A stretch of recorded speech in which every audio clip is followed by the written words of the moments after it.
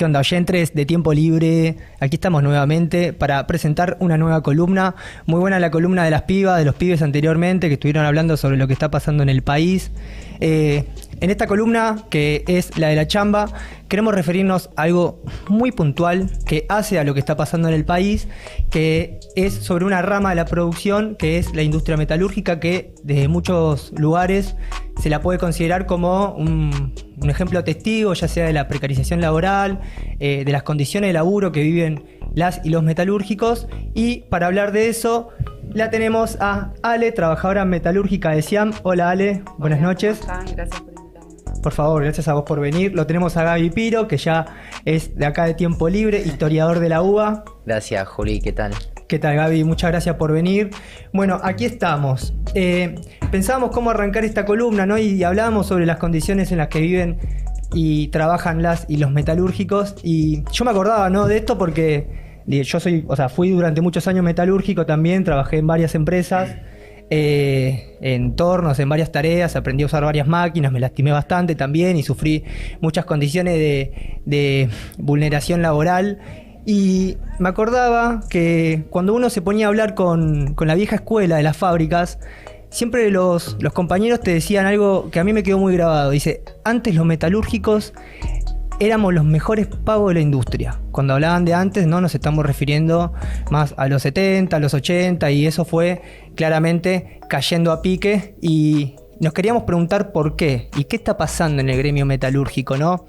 Para que se den una idea, hace poco pasaron muchas cosas en este gremio, que es la UOM, la Unión Obrera Metalúrgica, que es uno de los gremios más grandes del país, con mucho peso. Un gremio que, a pesar de la destrucción de la industria nacional que se desarrolló durante las últimas décadas, es un sector que se mantuvo. Venimos de movilizaciones, de una negociación que fue llevando adelante el gremio de la UOM. Para que se den una idea de lo que está pasando, como está pasando en muchos gremios, tenemos que en el Grupo Techin, que es una de las fábricas y conglomerados industriales más grandes productores de acero de la Argentina, además que es multinacional, ¿no?, porque exportan y tienen capitales e inversiones y fábricas en otros lugares del mundo, tenemos que en la planta de Campana hubieron 150 contratos que no se renovaron. En Siam Techin, que es la fábrica que produce el gasoducto, ¿no?, el gasoducto Néstor Kirchner, ya hubieron despidos y se rumorea que a fin de mes seguramente se caigan alrededor de 300 contratos, ¿no? Cuando hablamos de contratos estamos hablando de una modalidad de precarización laboral donde las empresas no se hacen cargo y no ponen en planta a sus trabajadores, o sea que lo dejan por fuera de muchos derechos. Y por ejemplo, en la fábrica en zona norte FB, que produce griferías, aproximadamente 800 trabajadores y trabajadoras fueron suspendidos durante 3 meses. La empresa dice que, bueno, va a ver qué pasa, que se están cayendo las ventas, ¿no? O sea, estamos hablando de empresas que están y vienen ganando muchísimo en esta crisis y en las anteriores también con todos los gobiernos, digamos, a pesar de la crisis. Y la primera variable de ajuste son sus trabajadores, que son la garantía de sus ganancias también, ¿no? Así que bueno, queríamos empezar un poco por acá, queríamos preguntarte a vos, Ale, cómo la venís viendo como trabajadora de Siam, ¿no? Una empresa que produce Electrodomésticos, línea blanca. Ahí va, electrodoméstico línea blanca. ¿Qué onda, Ale? ¿Vos cómo venís viendo más o menos la situación en el sector, digamos? En primer lugar quería arrancar, ¿cómo viven los trabajadores metalúrgicos, las trabajadoras, ¿no? Estas condiciones de crisis, la relación con la inflación, los precios, cómo hacen, llegan a fin de mes, no llegan a fin de mes, en su vida, ¿cómo se expresa las condiciones en las que están? Bueno, sí, mirá, lejos estamos de ser los mejores pagos de la industria, como decías vos. Hoy por hoy el salario mínimo metalúrgico, o sea, cuando vos recién ingresás a una empresa, cobrás como el salario de un ingresante que no llegás a los 250.000 pesos por mes por trabajar un montón, ¿no? Por hacer, en nuestro caso, por ejemplo, en Siam, que hacemos heladeras, lavarropas, freezers, computadoras. Son productos que están de los 500.000, 1.000.000 de pesos para arriba. Fabricamos muchos por día y nuestro salario no llega, digamos, a la canasta básica. Es más, está por debajo de la línea de la pobreza. La verdad que el día a día es bastante sacrificado porque la mayoría somos sostenes de hogar, con familias, digamos, a cargo.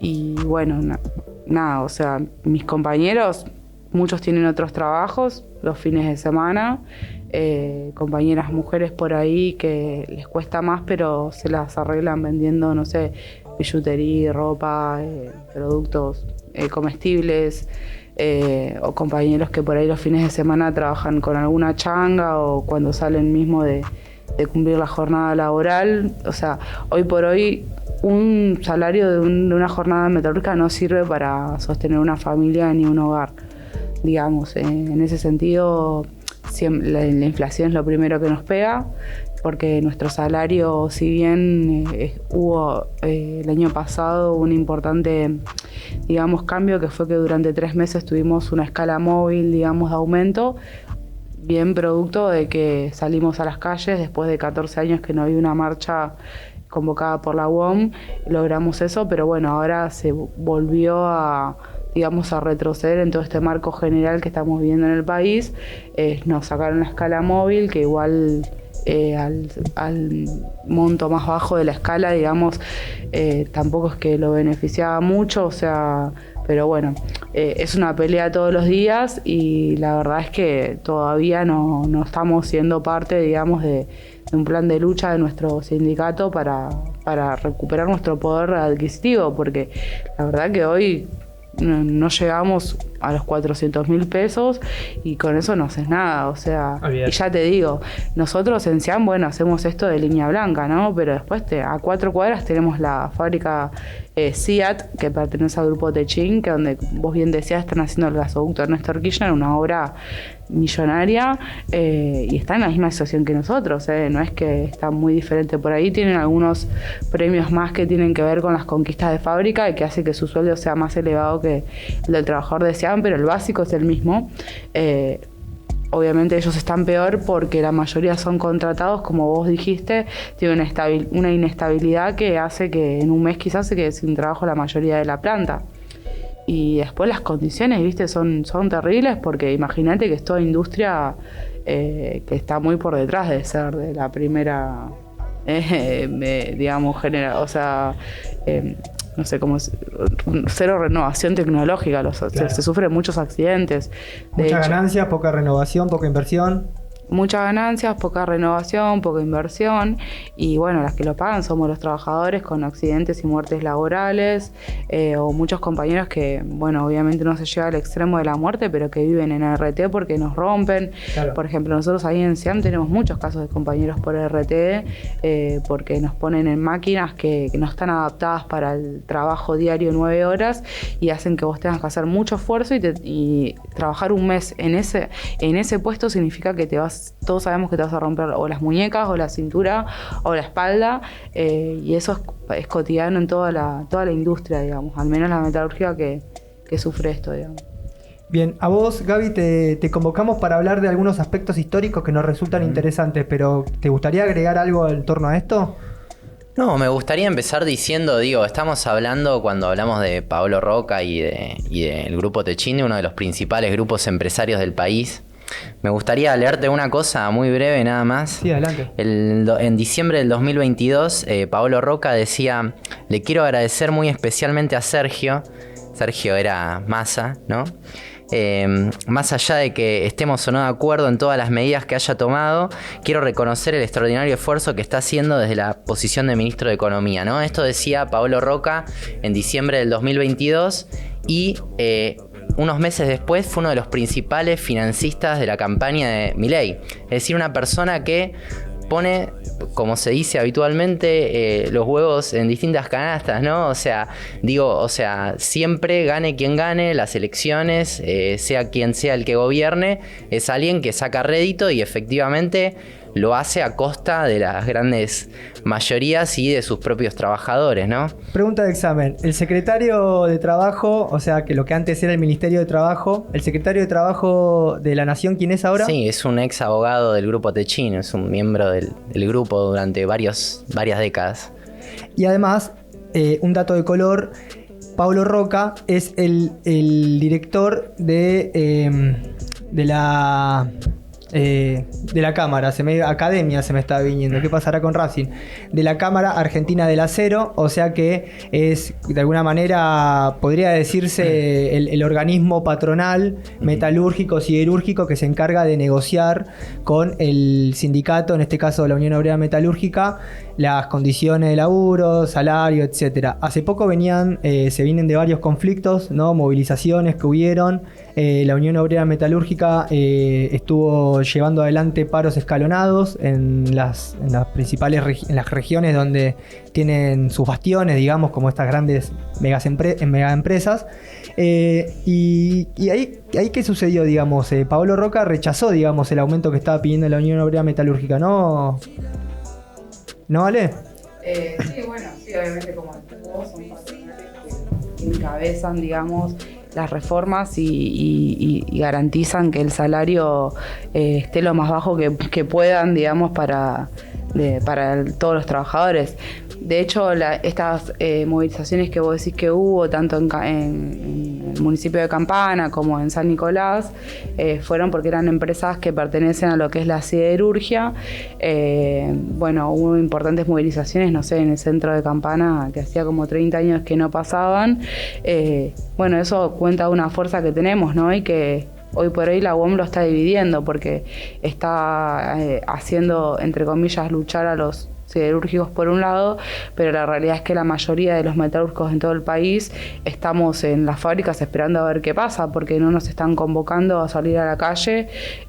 Bueno, desde el paro del 24, digamos, no tenemos, digamos, en SEAM no hubo asambleas, digamos, o sea, no nos estamos convocando para hacer uso de nuestra fuerza para enfrentar todo esto que las patronales todos los días están al acecho, no solamente en la cuestión de discutir el salario y, digamos, y las condiciones, sino también políticamente encabezando lo que son las reformas, como por ejemplo dentro de la ley bases que hoy estamos viendo, todos sabemos que contiene un aspecto de reforma laboral, donde ahí están interesadas muchas patronales, principalmente Roca, obviamente no, que es el que se hace el negociado en este país. Entonces sí, encabezan estas peleas, los trabajadores resisten, pero también ahí está pasando esto que la UOM no está convocando, no sé, a plenarios, a asambleas, a un plan de lucha para unirnos al conjunto de los trabajadores, ¿no? Sí, como que no están queriendo escuchar las necesidades que tienen los trabajadores y la voluntad de lucha que hay. De hecho, bueno, entiendo que en el contexto de todas estas movilizaciones, la conducción del sindicato convocó un plebiscito, que esto quiere decir una consulta, o sea, a todos sus afiliados, para ver si se podía cerrar la negociación. La propuesta que le estaba haciendo la Cámara Argentina del Acero al sindicato, las bases rechazaron ese aumento, que estaba 15 puntos por debajo de la inflación, como están haciendo la mayoría de las conducciones sindicales. La gente rechazó, quiso seguir peleando, bueno, y esto, digamos, no desoyeron, ¿no? O sea, es algo, es música igual ya vieja, ¿no? Porque quisieron hacer lo que hacen siempre, que decir que es que la base no da para pelear. O sea, le echan la culpa digamos, a los compañeros, a los trabajadores que estamos, digamos, ahí en las plantas siendo víctimas de esta dictadura patronal que, bueno, te controlan todo, o sea, obviamente no te dejan organizarte y siempre echan la culpa a la gente de que no se puede pelear porque no hay voluntad de lucha, y esto le demostró, digamos, le salió mal y demostró que sí hay voluntad de lucha, que los que no quieren pelear son ellos, porque en realidad lo que nos tienen acostumbrados a estas dirigentes sindicales que están atornillados hace años, porque Furlan no solamente está hace años en la Furlan y el otro que está en Rosario, que no me acuerdo el nombre ahora, con B larga. El dirigente de Rosario, producción. Brunelli Brunelli está desde el 73 en el gremio. Tremendo. Entonces no es que son tipos que no saben lo que pasa, o sea, las veces que nos utilizan para salir a la calle o para pelear es en realidad para negociar una tajada para ellos, no es que nos están poniendo, digamos, nuestra fuerza para pelear por el conjunto de la base metalúrgica. Claro, bueno, y pasando en limpio un poco las condiciones que se viven en en la industria metalúrgica, vos hace un rato hablabas de condiciones de trabajo, que no se llega, que hay que tener un doble trabajo. En la mayoría de los casos, también los accidentes laborales, o sea, muchos de los conflictos en algunos casos son porque los trabajadores se mueren en estas industrias, y me parece que es algo que hay que denunciar, y estos tipos lo desoyen en su totalidad. De hecho, yo me acuerdo cuando era metalúrgico estaba Caló, el anterior, ¿no? Que Caló también estuvo atado a todos los gobiernos de turno, fue de hecho una de las industrias mimadas, la metalúrgica del gobierno kirchnerista. Y yo me acuerdo que nosotros trabajábamos en condiciones de precarización total, nos lastimábamos en la fábrica, la RT hacía todo lo posible para que volvamos rotos a la fábrica sin habernos recuperado. De hecho, me acuerdo de una vuelta a mis compañeros, y cuento algo anecdótico, pero me parece interesante. Mis compañeros de laburo, todos padres de familia, no había delegados en la fábrica, nada. Tenían miedo de ir a hablar al sindicato, entonces yo más pibe, más jetón, tenía 20 años. Digo, bueno, voy yo a hablar al sindicato. Me llega un compañero de laburo en coche, entro a la sede de la UON en Caballito, sobre Hipólito Yrigoyen, si no mal no recuerdo. Y el chabón me atiende y me dice, sí, compañero, todo un despacho re cheteado, ¿no? El tipo muy pulcro. Y me dice, bueno, dale, contame qué te está pasando, ¿no? Y entonces le tiro, le vomito toda la data que mis compañeros, nuestro pliego de demanda de alguna manera, ¿no? Zapatos, ropa, que nos paguen las horas extra, todo un montón de que nos lastimamos, no nos daban bola. Y el otro día voy a la fábrica y no me dejan entrar, me dijeron, te va a llegar la carta de documento, y me trasciende por compañeros que habían escuchado de una de las pibas administrativas que el sindicato había llamado a la fábrica y le habían dicho que había ido un jetón, fulanito, menganito, vino y me despidieron. Esa fue una experiencia muy zarpada, porque cuando fui al despacho vi el cuadro de Néstor, vi el cuadro de Perón, y estaba este burócrata, ¿no? Entonces ahí saqué varias conclusiones que después, profundicé, pero dije, esta relación entre conducciones sindicales y gobierno, ¿no? Que hay que tener muy en cuenta. Y Furlan es un tipo que fue diputado por la provincia de Buenos Aires, ¿no? Para el Frente para la Victoria primero, y para el Frente de Todos. Y para el Frente de Todos. Creo que son dirigentes que ahora vamos a discutir un poquito sobre eso, pero tenemos unos audios, ¿no? Para graficar un poco esta situación. Ahí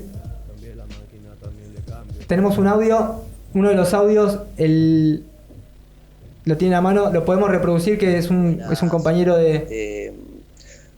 yo trabajo en una empresa tecnológica, en el taller metalúrgico de esa empresa tecnológica que está en la zona sur de Capital, en Pompeya. Y la realidad es que trabajamos 9 horas y la verdad es que el sueldo no alcanza para nada. Yo alquilo aparte. Tengo que tener 2 laburos para más o menos tener una vida en la cual diga, puedo tener mis cosas. Cobramos, el sueldo, el promedio de la empresa debe ser 500.000 pesos, somos alrededor de 200 empleados. Y la realidad es que es la realidad que estamos teniendo muchos ahí adentro.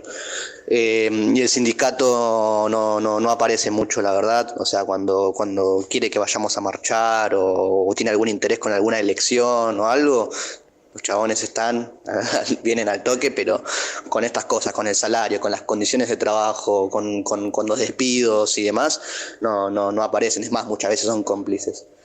Así que eso, quería contar eso y le mando un saludo ahí a la gente de Tiempo Libre. Un saludito grande. Viene ahí el compañero metalúrgico que se comunicó con nosotros, nos mandó un audio. También nos habían pasado un audio que decidimos no pasarlo, donde se contaba una secuencia sobre un compañero que murió hace un tiempo, también un accidente laboral, fue algo re alevoso.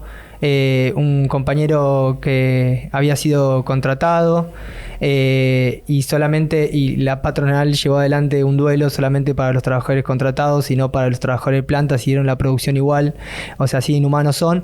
Pero queremos meter en un tema, para eso lo trajimos a Gaby. ¿Por qué? Porque Paolo Roca, la persona que le estábamos hablando hace un rato, para nosotros es una de las mejores fotos de lo que es la casta, ¿no? El gobierno de Milei vino a hablar de la casta, se vino a endulzar oído de la gente que tenía bronca realmente para lo que es la casta política. Pero queremos hablar un poco sobre qué es la casta. Gaby, ¿nos querés contar un poco ¿cómo ves la cuestión de la casta y por qué estamos hablando de casta empresaria? Ujú.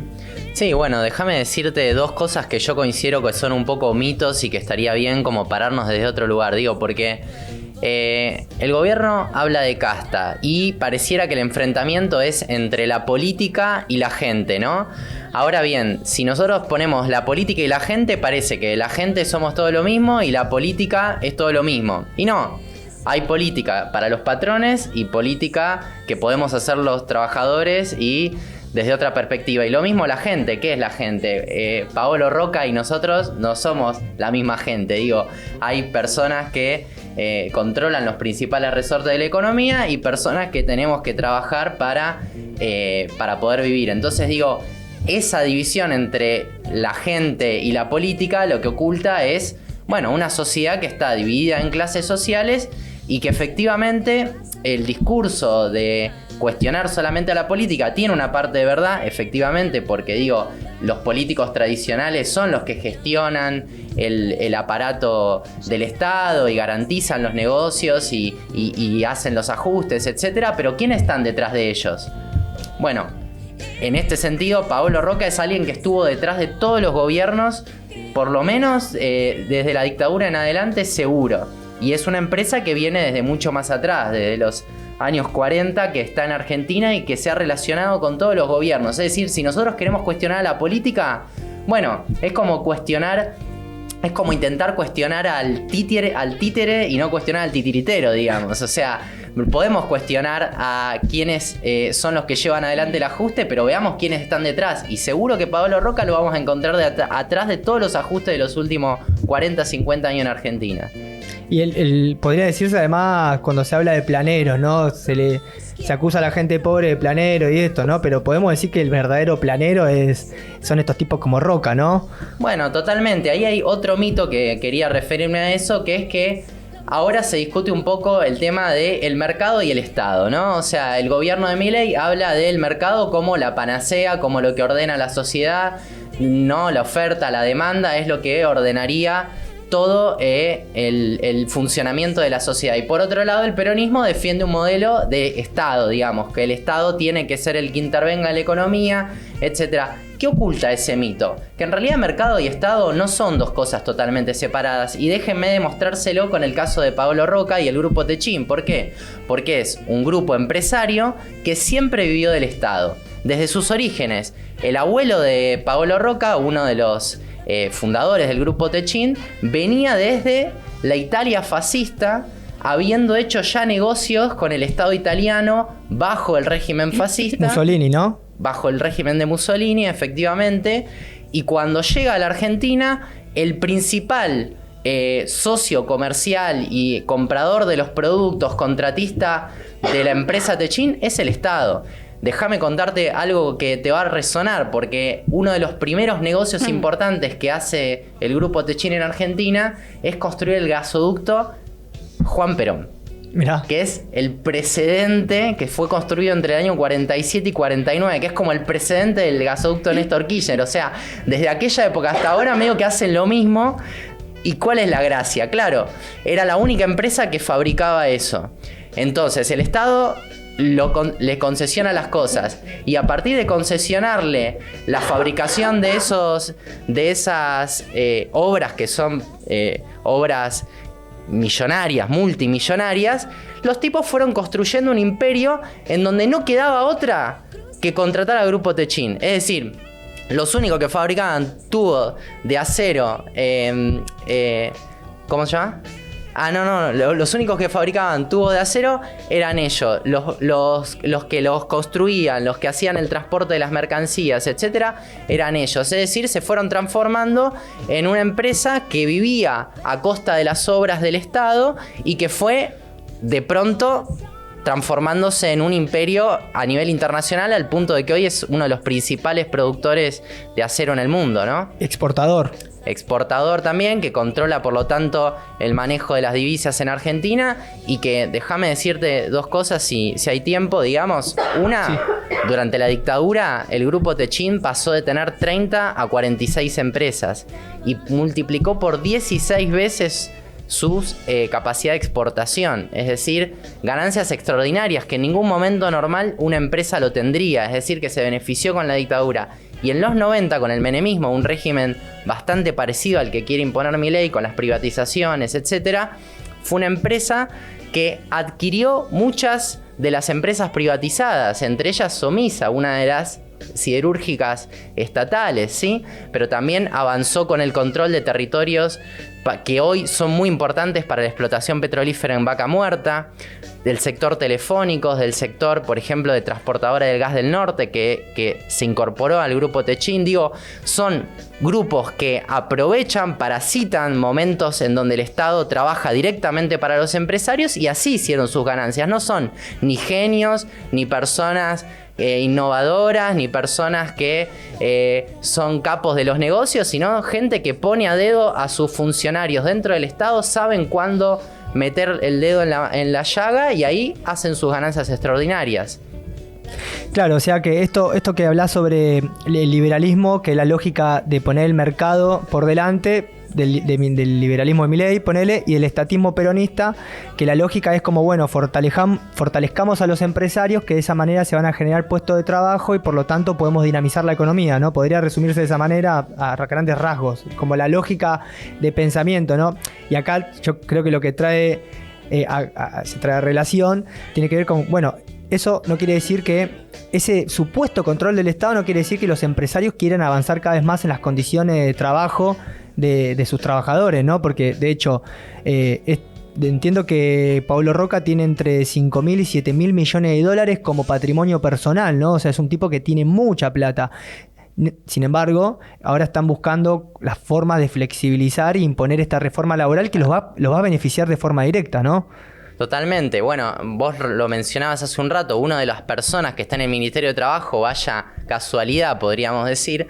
Obviamente no es una casualidad, es alguien puesto a dedo en un lugar clave del Estado como el Ministerio de Trabajo, que además los compañeros despedidos en el Ministerio lo saben perfectamente, que el grupo Techin estuvo detrás por eso se movilizaron a una de las oficinas de Techin en los últimos meses. También está detrás de la redacción de la ley Bases, que tiene un montón de medidas, por ejemplo, que atacan el derecho a huelga. Eso, déjame decirte que el grupo Techin ahora está en contra del derecho a huelga, ahora está detrás de la ley Bases, pero en la dictadura fue un grupo que tuvo desaparecidos en sus fábricas.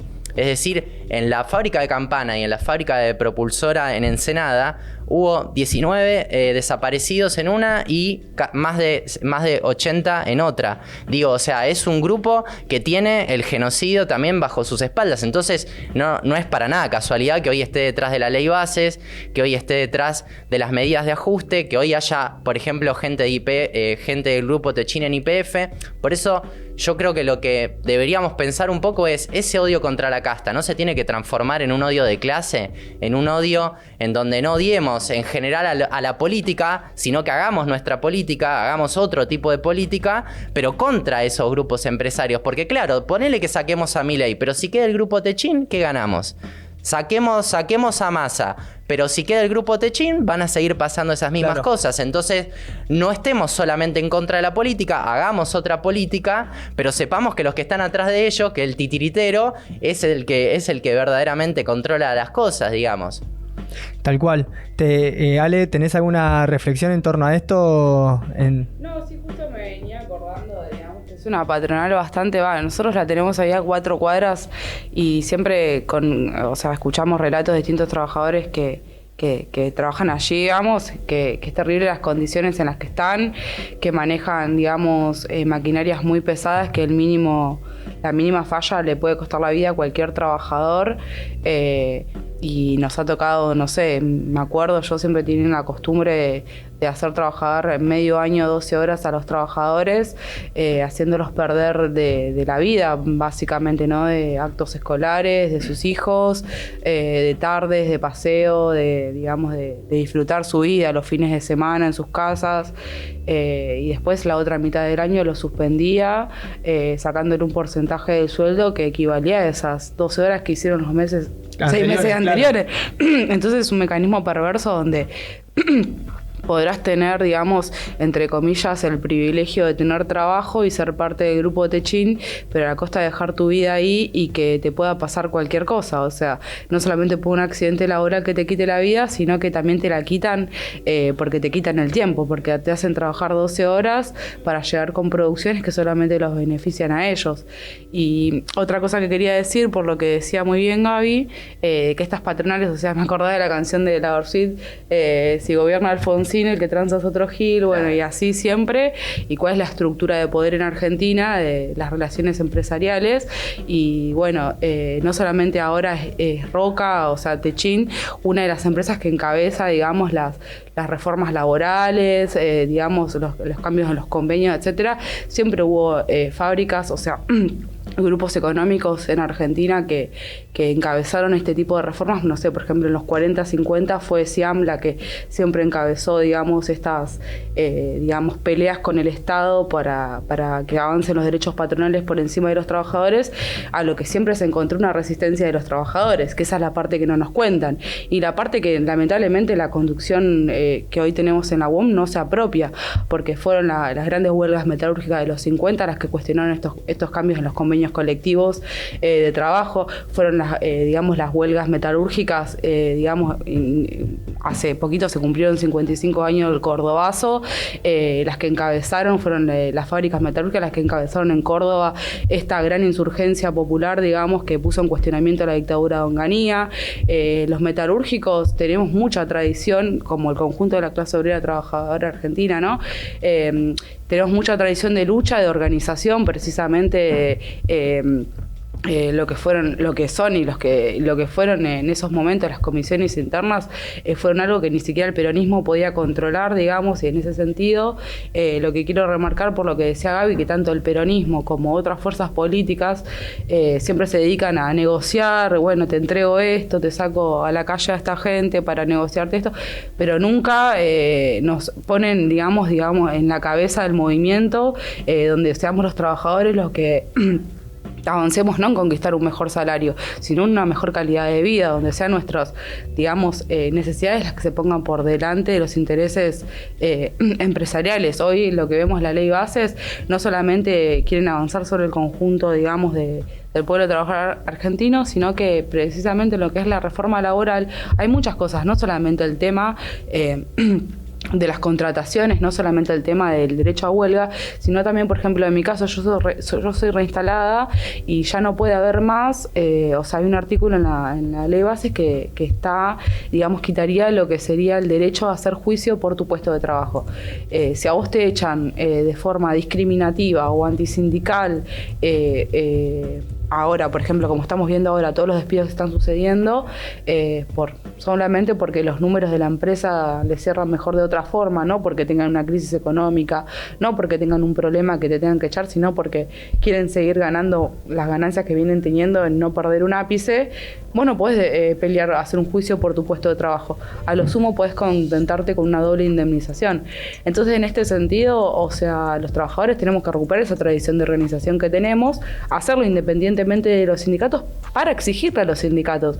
Por ejemplo, que ahora cuando se sesione la ley bases, estemos todos en la calle. La UON, que llama un paro nacional, que se separen todas las metalúrgicas y siderúrgicas del país contra la quita de nuestros derechos. Eso es lo que necesitamos y eso es lo que no estamos viendo. Y detrás de toda esta historia que parece de Techin, que es apoyar una dictadura, que fueron parte, porque de hecho tienen trabajadores desaparecidos, también tenemos una tradición de lucha de organización. Por ejemplo, en SIAM, quiero contar que también hubo el caso de una madre de Plaza de Mayo, que fue la niña fundadora, digamos, esta compañera Susana Villaflor, que desapareció, bueno, que fue parte, digamos, de la lucha en los 70. Toda esa tradición es parte, digamos, de la que tenemos que recuperar para poder, digamos, enfrentar todas estas políticas, no solamente por aumentos de sueldo, sino también contra la ley bases políticamente, porque es lo que la situación nos demanda hacer y que hasta ahora nuestras centrales sindicales no vienen organizándonos. O sea, a lo sumo si nos sacan a las calles es para golpear un poquito de salario o algo, pero no es lo que estamos necesitando. No, y esta consulta que hizo la conducción de la UOM hacia los afiliados, y los afiliados se posicionaron con el no vamos a negociar. O sea, la gente no quiere negociar derechos, la gente quiere sostener sus derechos. Y vos hablaste de las comisiones internas recién, dijiste comisiones internas. Gaby, ¿nos querés comentar algo sobre eso y la relación que tiene? Porque está bueno lo que trae Ale sobre la tradición de lucha de los metalúrgicos, la capacidad de acción y lo que pudieron conquistar en otros momentos, y cómo eso puede ser, de alguna manera, retomar eso puede servir para defender los derechos actuales e ir por muchos más, que son todos los que perdimos durante los últimos años, ¿no? También, digamos, no por nada hoy hablaba con un amigo que trabaja en el grupo Techin y me contaba que yo le dije, che, porque ahí son los laburantes mejores pagos, ¿no? Están mucho mejor. Y me decía, no, amigo, mirá, el que entra, dice, está cobrando el mínimo metalúrgico. Sí. O sea, para empresas cuyos dueños tienen un patrimonio de entre 5.000 y 7.000 millones de dólares. No, sí, déjame decir dos cosas. O sea, creo que Ale describió bastante bien la situación dentro de la fábrica. Hay, me parece, 2 o 3 cuestiones que me gustaría resaltar. Una, este es un gobierno que viene atacando a los movimientos sociales y a distintos sectores bajo la excusa de que son planeros, que viven del Estado, etc. Acá estamos hablando de un grupo que no solamente vive del Estado, sino que en el año 2022 recibió más de 17.000 millones de pesos en subsidios y que sigue recibiendo todos los meses, incluso con actos caraduras como haber pedido durante la pandemia que el Estado subsidie el 50% de los salarios de los gerentes, es decir, ni siquiera de los trabajadores en general, que ya sería ridículo porque, un empresario que tiene tanta plata, ¿por qué le pide al Estado que banque el 50% de los salarios? Pero no solamente eso, sino de sus propios gerentes. Entonces, si alguien hoy habla de los planeros, etcétera, tenemos que hablar de este grupo empresario. Vos recién decías de la resistencia de los trabajadores. Justo Ale me comentaba antes que cuando había aumento de salario decían, también aumento de la productividad. Eso, fue una conquista histórica en su momento de los trabajadores, de poder organizarse en los lugares de trabajo, de tener comisiones internas, etcétera, y de poder transformar la pelea por la productividad, la pelea por controlar los ritmos de la producción en una conquista de quién dirige la fábrica. Y ahí me interesaba llevarlo a una reflexión más general, porque estas empresas y estos grandes grupos empresarios son los que toman decisiones todos los días sobre los destinos del país. Es decir, a nosotros nos dicen que hay una democracia en donde cada 4 o 2 años vamos, votamos, decidimos las cosas que hacemos. Pero son tipos que deciden todos los días qué pasa con las exportaciones, qué pasa con las divisas, qué pasa en los lugares de trabajo, que dentro de las fábricas hay una dictadura, efectivamente, en donde no se decide cómo se produce, ni cuándo, ni en qué ritmo, sino que es una pelea y es una negociación permanente. Entonces yo parte de revelarnos y parte de mostrar un poco el rol del grupo Techin, el rol de Paolo Roca en la realidad nacional, etcétera, es decir, detectemos quiénes son nuestros enemigos. Como decía el viejo George Engel, que fue uno de los mártires de Chicago, decía, detectemos quiénes son nuestros amigos y quiénes nuestros enemigos, ¿no? Paolo Roca claramente es nuestro enemigo y nuestros amigos son nuestros compañeros de trabajo, los que están peleando contra el ajuste de Milei, los que sufren las mismas medidas antipopulares que está tomando el gobierno. Entonces ahí hay una perspectiva y coincido con lo que decía Ale, el día que se vote la ley bases, etcétera, movilicémonos y llevemos un cartel que diga Techin basura, vos sos la dictadura, ¿sí? Y vamos para ahí. Sí, me parece bien lo que plantean. Hay voluntad y disposición a luchar. Acá, como decías vos, Ale, y vos, Gaby, se están afectando condiciones de trabajo históricas, derechos muy importantes que de ya gran parte de la clase trabajadora no lo tiene, por eso votaron a Milei, y mucha gente que tenemos peligro de perderlo, ¿no? Vos hablaste sobre, los causales de despido sin indemnización, o sea, con causa, que vos tomes medidas frente a la empresa que te puede estar atacando, ya es un causal de despido, te pueden despedir sin indemnización. Además, uno de los aspectos que se integra a la ley, a la reforma laboral que va a ir hacia Senado ahora, aparentemente el 12, incorpora esto de que las empresas pueden contratar con la modalidad de monotributo. O sea, son una serie de cosas que están mal y que bueno, que hay que rechazar. Y bueno, acá, como bien describían los compas, el día de la votación tenemos que estar ahí y en los lugares de laburo exigir a las conducciones sindicales que se hagan cargo, que conducen nuestras herramientas de organización y que se pongan a la cabeza de convocar a un paro general para unir la fuerza de la clase trabajadora y que esto no pase. Hace un rato Maxi, nuestro panelista, hablaba y decía: la moneda no está definida, no cayó ni de un lado ni del otro. La ley hay que ver que sale, hay que darle un gran golpe a Milei y mostrarle que su plan no va a ir para ningún lado. Así que bueno, yo creo que hasta acá llegamos con esta columna, ya la vamos a continuar. Gaby, te adelanto que estamos pensando algo para pensar la democracia. Estamos pensando ahí una columnita para pensar y reflexionar sobre la democracia, que es la democracia. Y a vos ya te hicimos esta pregunta, se la vamos a hacer a Ale, que se la hacemos a todos los invitados. A Naila no se la hicimos antes, ahí no sé qué pasó. ¿Qué harías con más tiempo libre, Ale? Estudiaría, me encanta. Acércate bien. A mí particularmente me gusta estudiar, así que seguramente estudiaría. ¿Qué estudiarías? Y yo estudio química, no es muy popular, pero bueno, es bastante difícil y bueno, me gustaría estudiar. No, te quería decir algo que justo antes de ingresar acá, leí una frase que acá en el IPS de Marx, por todo esto, ¿no? Porque ahora estamos con muchas luchas, muchos despidos en bastantes lugares y seguramente haremos lo posible por triunfar en todos lados. Quizás en algunos lugares se pueda ver reincorporaciones, otros no, pero bueno, es parte de un proceso, una gimnasia que están haciendo los trabajadores, como decís vos, que no se dejan doblegar, mucho menos entregar los derechos a pesar de los sindicatos, ¿no? Y que decía que una frase que decía que la fuerza de la lucha de los trabajadores no radica en su triunfo inmediato, sino en la creciente unión entre los trabajadores. Que toda lucha de clases es una lucha política y que me parece que en ese sentido nosotros desde la izquierda, desde lo que, bueno, yo pertenezco al movimiento de agrupaciones clasistas y al PTS, venimos tratando de unir, digamos, en cada fábrica, y no solamente en cada fábrica, sino también somos parte de las asambleas barriales que se estuvieron dando, que surgieron en enero al calor de lo que fue la ley Ómnibus, y también, digamos, tratando de unirnos a los jóvenes que pelean contra la precarización porque ya tienen ese sello, o sea, no tienen otra posibilidad de futuro más que enfrentar esta precarización o padecerla. Y nada, que en ese sentido seguramente vamos a encontrarnos muchas luchas en este camino, pero que la unión entre nosotros y poder hacer una fuerza política independiente y poder estar cada vez más coordinados, y como fue en Cordobazo, como fue en los 70, que había coordinadoras del norte hasta el sur del país, poder enfrentar esta crisis y poder no solamente tirar abajo la ley base, sino el conjunto de gobierno de Milei y enfrentar a estos empresarios que desde hace años vienen, digamos, socavando la vida de los trabajadores, ¿no? La verdad es que ser parte de esta situación también es ser parte de construir y ser parte de esta resistencia que la verdad que a mí me entusiasma mucho y particularmente me agrada mucho estar de este lado de la mecha, ¿no? Y no del otro lado. Sabe. Muchas gracias, Ale. Muchas gracias, Gaby. Con ustedes la chamba de tiempo libre.